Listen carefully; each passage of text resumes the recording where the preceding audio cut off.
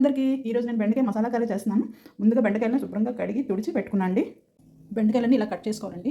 ఆ తర్వాత మసాలాకు కావాల్సినవి కొబ్బరి ముక్క, అల్లం, వెల్లుల్లి, లవంగి, ఇలాచి అండ్ దాల్చిన చెక్క, ఉల్లిపాయలు వేసుకొని మిక్సీ చేసుకోవాలండి. ఈ మసాలా ఇలా నూనెలో వేయించుకోవాలండి.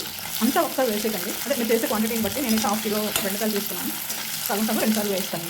ఎందుకంటే ఇలా వేయించుకోవాలి ముక్కలు. ఎక్కువసేపు వేయించుకోకండి. 2-3 మినిట్స్ వేయించుకుంటే చాలు. వేయించుకున్నాక మనం తయారు చేసిన మసాలా, ఉప్పు, పసుపు, కారం, కొంచెం గరం మసాలా వేసుకొని కొంచెం బటర్ వేసుకోవాలండి.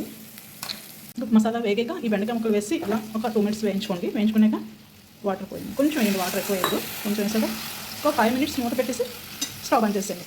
చాలా మంచి స్మెల్ వస్తుందండి. మీరు కూడా తయారు ఈ మసాలా కర్రీ రెడీ. నచ్చిందండి? నచ్చితే లైక్ చేయండి, షేర్ చేయండి, సబ్స్క్రైబ్ చేసుకోండి.